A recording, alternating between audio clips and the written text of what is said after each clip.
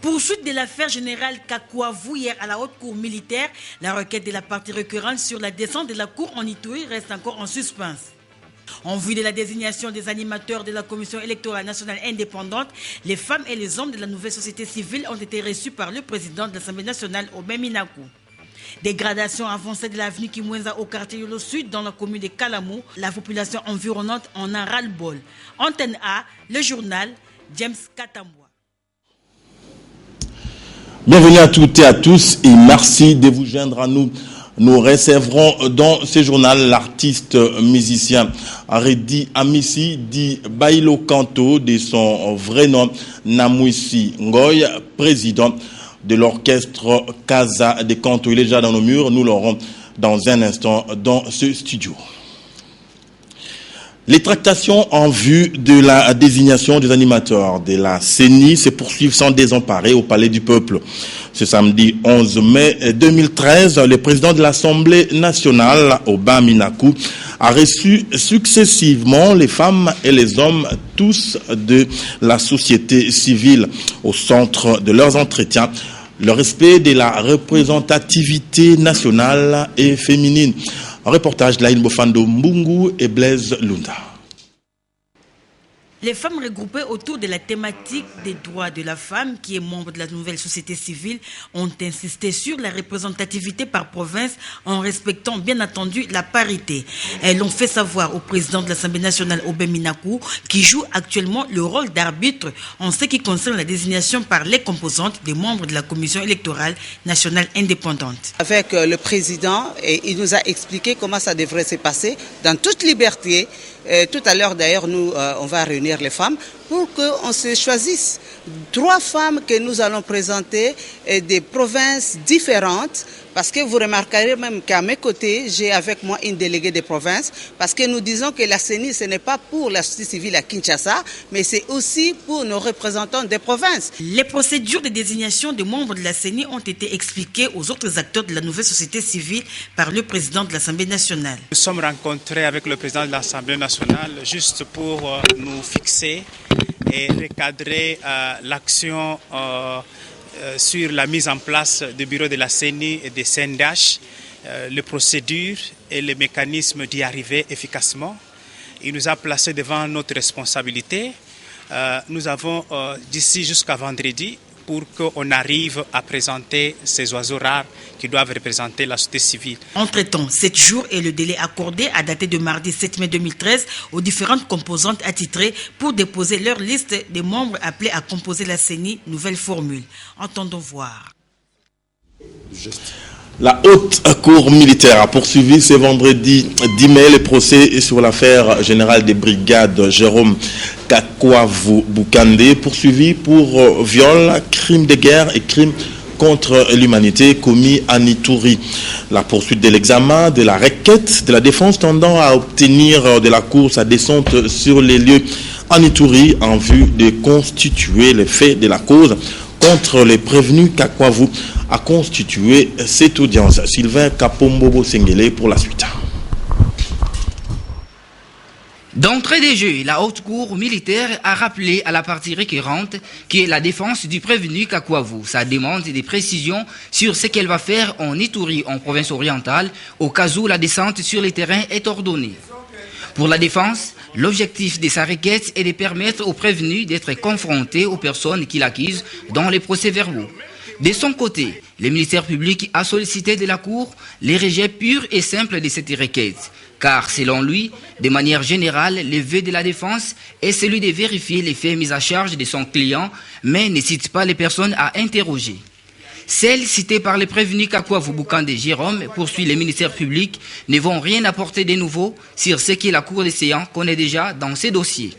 Après débat et échange des parties au procès, la haute cour militaire, sous la présidence de son premier président, le général des brigades Delphin Nyembo Yabouzilou, a promis de se prononcer à la prochaine audience fixée au 16 mai 2013.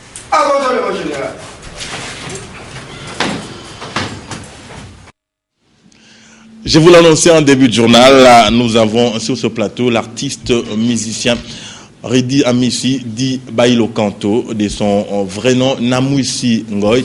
Il est président du groupe Casa de Kanto. Il n'est plus à présenter en tout cas sur la place quinoise. Bonsoir Redi. Bonsoir. Très heureux de vous recevoir et merci d'avoir répondu à notre invitation. On revient à vous tout à l'heure pour parler à bâton rompu. Prenons d'abord cet élément fait pour nous par Willy Kacha qui dresse votre parcours. Willy Kacha nous dit que la musique adoucit les mœurs et Redi Amissi dit Bailo Kanto et aussi de ceux qui ont contribué à l'émergence de la musique en République démocratique du Congo. On prend ce parcours donc signé Willy Kacha. C'est au sein du groupe de petits chanteurs chrétiens Shem Shem Yetu que Redi Amissi fait ses débuts en 1975 comme chanteur grâce à son talent. Il est accepté un an plus tard comme petit chanteur dans le groupe Sambolé de Maître Ngombe. Ensuite, Redi Amissi di Bailo Kanto a évolué successivement dans 3 groupes de jeunes, à savoir Juvenile en 1977, Likamouissi en 1978 et Touche pas de Lingwala en 1980. Ici, il a eu comme parrain Kofi Olomide. Ce dernier fera de lui plus tard musicien de Viva la Musica de Papa Wemba le 4 octobre 1982. Aussitôt après son entrée dans cette formation musicale, Redi Amissi s'est fait connaître du public congolais avec sa première chanson, Kotida, sortie sur 45 tours. Dans sa carrière musicale, Bailo Kanto a eu 10 albums. Zakina en 1988, Queen Lina en 1990, Injustice en 1992, Prudence en 1994, Ziggy en 1997, Étoile en 1999 et enfin Exil en 2001.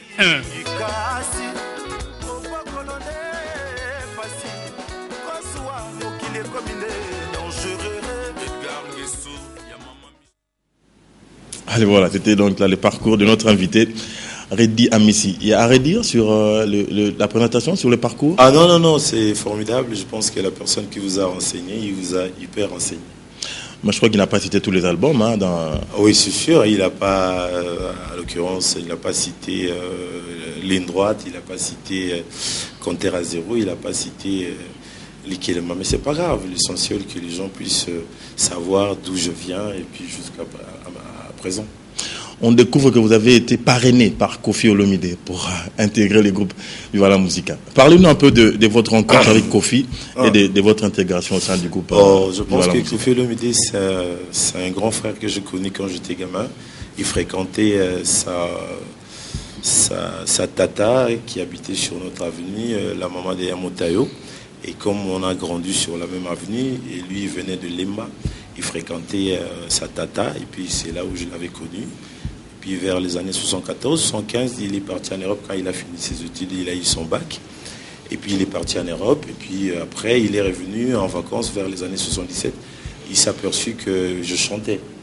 Il ne savait pas avant, puisque j'étais qu'un petit chanteur. Après, il a su que je chantais, on s'est fréquenté, et puis un jour, on était chez lui à Lingwala en train de chanter une chanson, je ne me rappelle plus.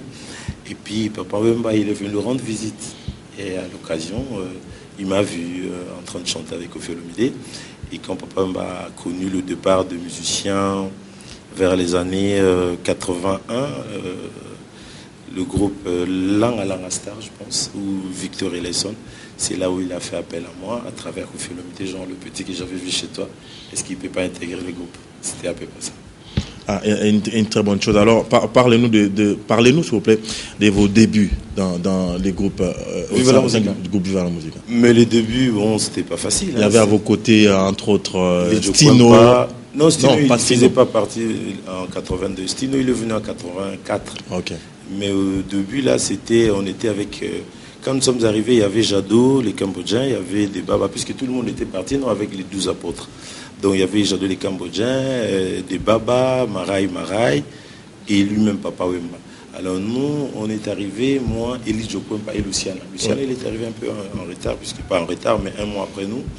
Et puis voilà, le début, c'était pas facile, puisque le dirigeant de Viva la Musica a connu 2 départs successivement, le Lang à la Rasta et le Victor Eleison.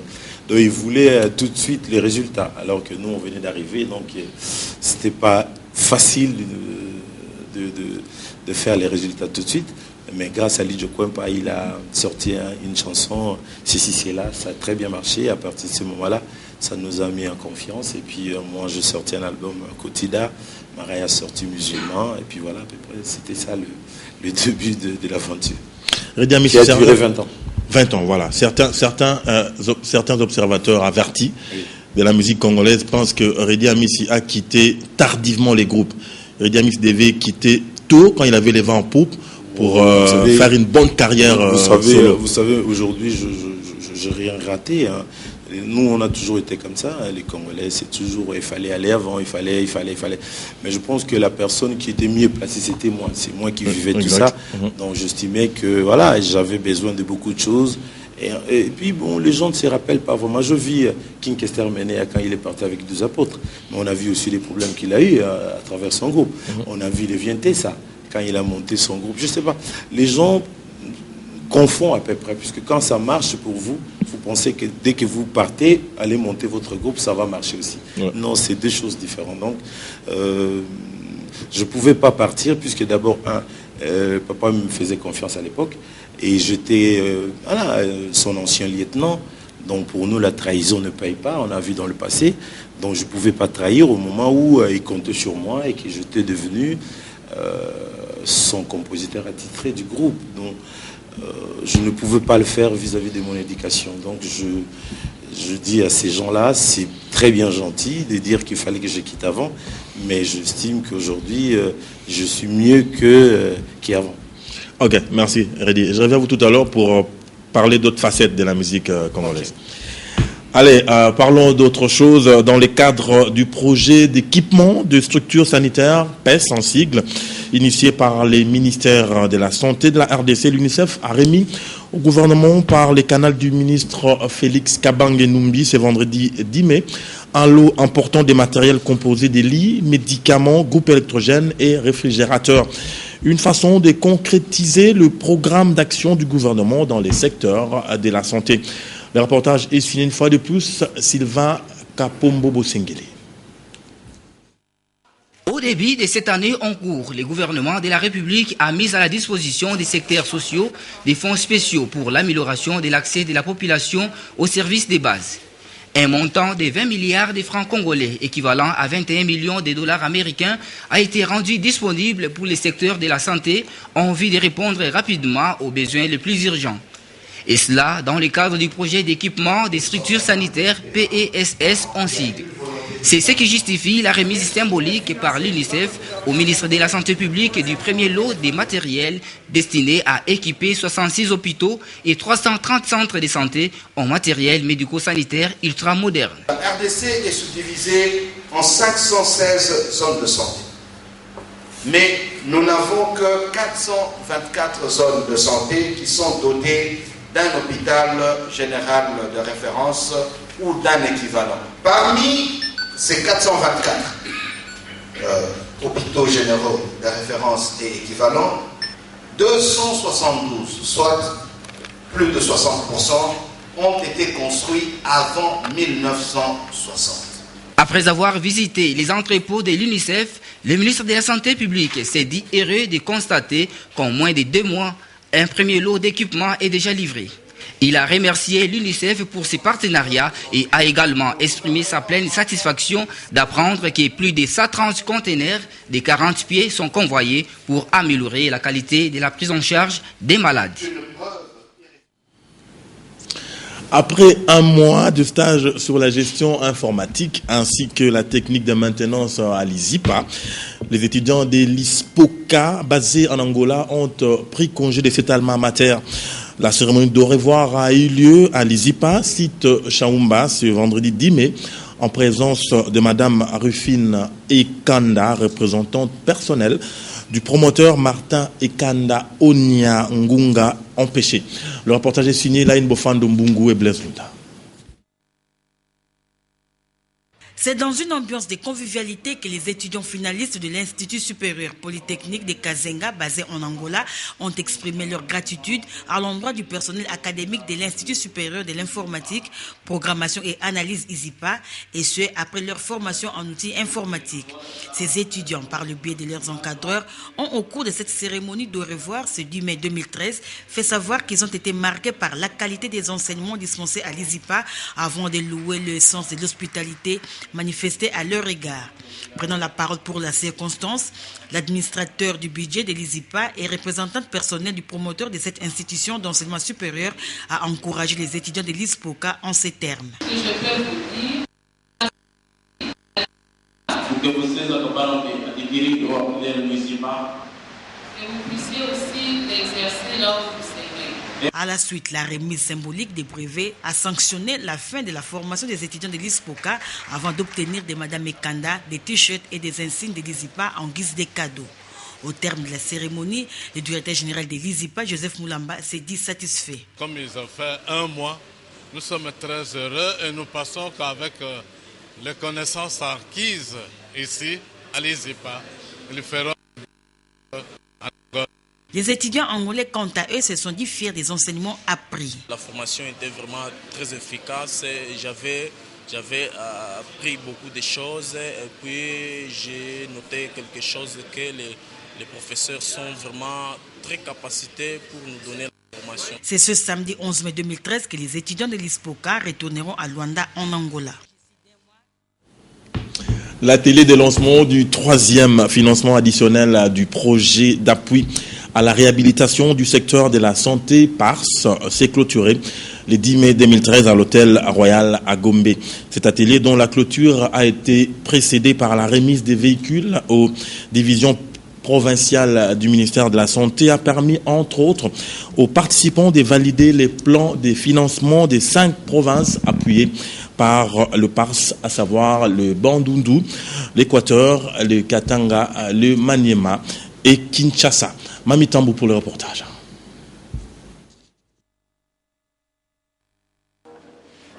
En 2 jours, cet atelier a permis de donner des orientations pour une mise en œuvre harmonieuse des activités de soins de santé primaire dans 84 zones ciblées grâce au 3e fonds additionnel du PARS. Cet atelier a permis de réaliser les activités prévues, à savoir l'adoption des plans de financement du PARS dans les 5 provinces et les plans d'implantation des centrales de distribution régionale des médicaments, l'adoption des cadres de suivi et évaluation des performances dans les zones de santé appuyées par le projet. L'atelier a permis par ailleurs de noter et de comprendre l'énormité de défis. En effet, pour la Banque mondiale, les besoins sont immenses et les ressources limitées, d'où la nécessité d'une gestion responsable. Nous comptons sur l'engagement et la volonté de tous les acteurs pour honorer ces priorités, tout en garantissant la transparence et la redevabilité dans la gestion des ressources. Ces travaux de 2 jours ont tablé entre autres sur la mise en place effective du financement basé sur les résultats dans les zones de santé à appui PARS, une disposition incontournable pour le ministre de la Santé. J'espère que les plans d'action opérationnels qui viennent d'être validés vont être réellement exécutés et financés en respectant toutes les lignes qui y sont. Prolongement du projet PARS et allègement des procédures de passation de marché de décaissement de fonds pour la Banque mondiale, appui de nouvelles divisions provinciales de la santé par rapport à la feuille de route du ministère et disponibilité des intrants pour le PARS, paiement de primes de performance du personnel non payé pendant la période de soudure par le gouvernement. Voilà quelques-unes des recommandations formulées par les participants. La clôture de l'atelier a été précédée par la remise du matériel roulant et de frigos solaires aux divisions provinciales de la santé par le ministre Félix Kabange. Ces derniers ont insisté sur la nécessité de la vaccination de routine qui permet l'éradication définitive du polovirus sauvage. Alors nous recevons Reddy Amissi, je reviens à vous, Reddy. Une petite question de curiosité. D'où vient Reddy Amissi? Votre vrai nom est Namouissi Ngoy. Oui. Reddy Amissi est venu comment? Il y a quelqu'un qui vous l'a collé ou... Oui, quand j'étais gamin, quand je chantais... Je me rappelle plus, je pense qu'il y avait un professeur qui m'aimait beaucoup et puis une fois il a dit mais tu chantes bien, si un jour tu devenais un grand musicien, comment ils vont t'appeler? J'en sais rien. Après il m'a dit mais comme ton prénom catholique c'est Rémi, je pense que ça sert à bien qu'on t'appelle Reddy. Et ces jours-là, les copains commençaient à m'appeler Reddy et c'est parti. Ah bon?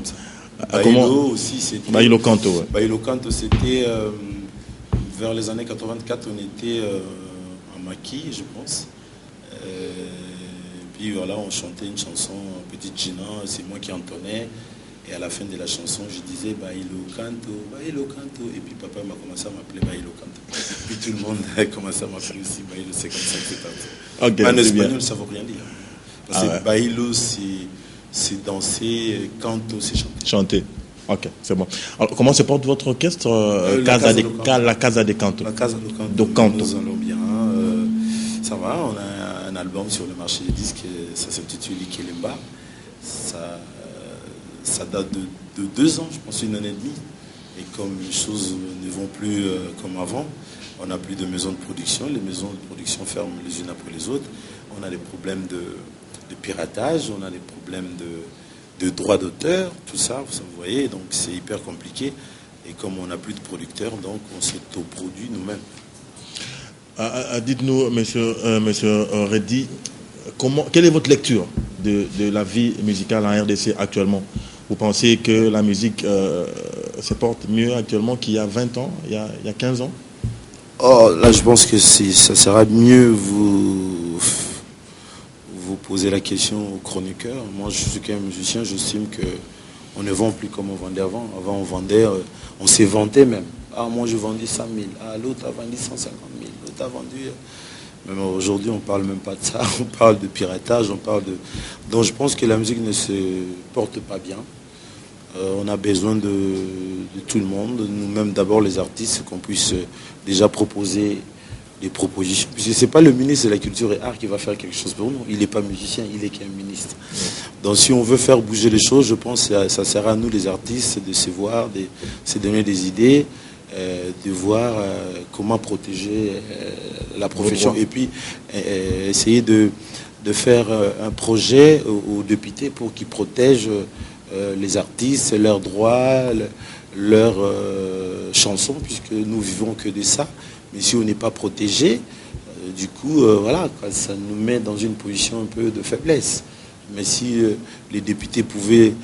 Comment expliquer? Vous êtes dans un coin où je ne sais pas où, vous voyez les vendeurs qui passent devant vous avec vos CD. Et vous êtes incapable de faire quelque chose. Je reviens à vous tout à l'heure, on va chuter sur le centre pour parler justement Sokoda et la SACEM, et la Sony Capital. Ok, c'est bon. L'avenue Kimwenza au quartier Yolo Sud, dans la commune de Kalamou, connaît un délabrement avancé. La circulation des véhicules y est difficile et les travaux pour sa réfection ne sont même pas abordés. Patrick Borel, Mukendi et Pepito Matondo. Population venant de Lemba, Makala, Angaba, pour d'autres Yoloezo et Kapela sont fatigués de l'état délabré du tronçon de l'avenue de l'université, compris entre Bongolo et Kapela, est à la base des crevasses qui jonchent la chaussée de Kimwenza. L'épine dorsale des quartiers Yolo Sud et Nord. Les habitants de ce coin se plaignent du fait que cette avenue ressemble dorénavant à un site qui a connu 2 éclats d'obus. L'État doit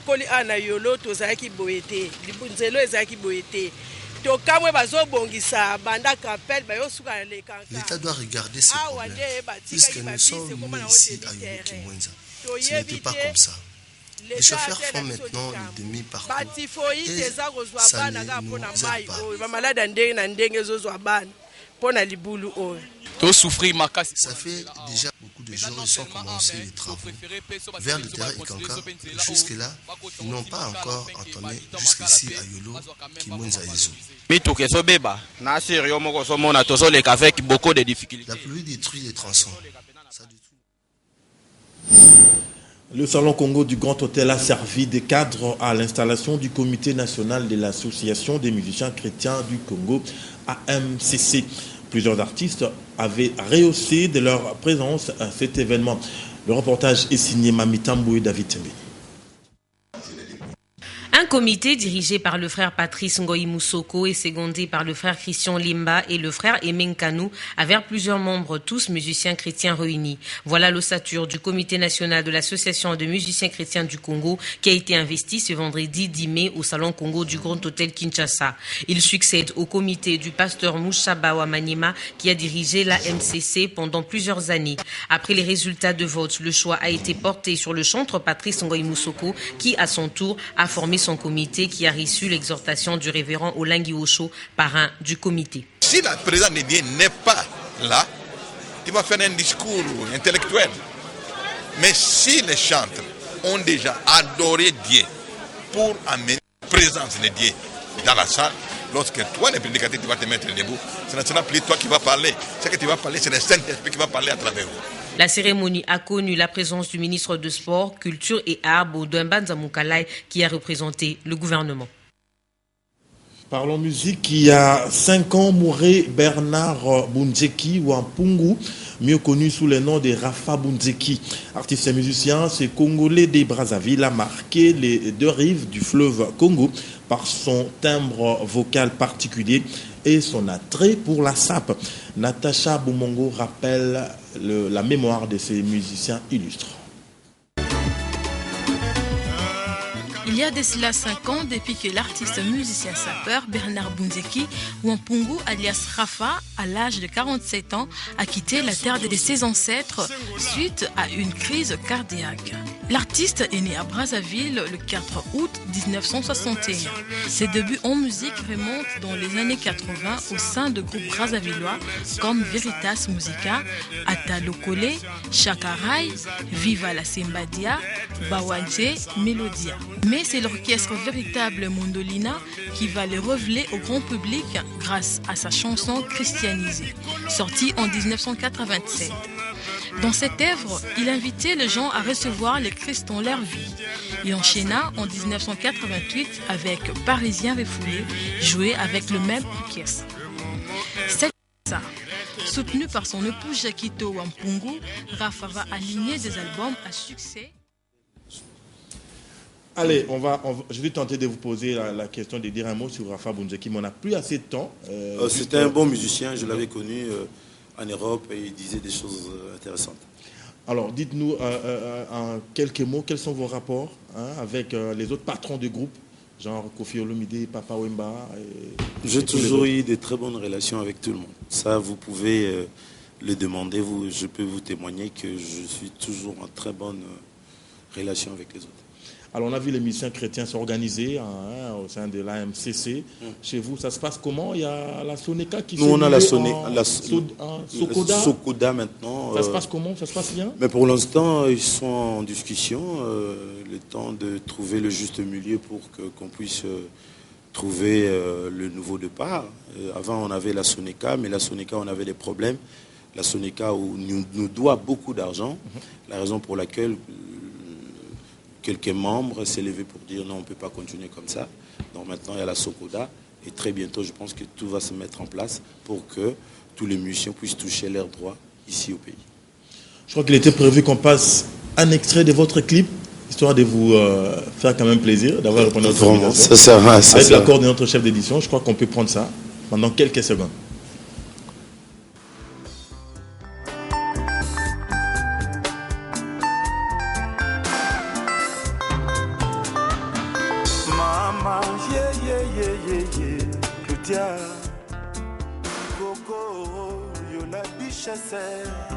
Oyo ekwelelinga na oyeba na musika uzali sikele zalaka ya bato babale soki ekomi misato ebongwani epai nga nazali awa ilikia nanga seyo.